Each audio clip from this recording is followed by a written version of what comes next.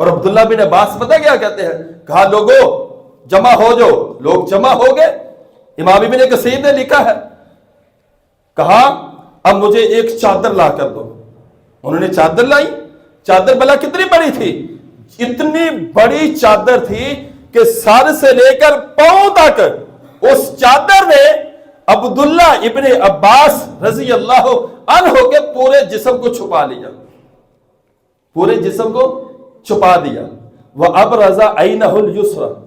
قرآن نے یہ کہا ہے نا کہ یا ایھا النبی قل لازواجک وبناتک ونساء المؤمنین یدنین علیہن من جلبابہن، کہ عورتوں، مسلمان بچیوں، نبی کی بیویوں،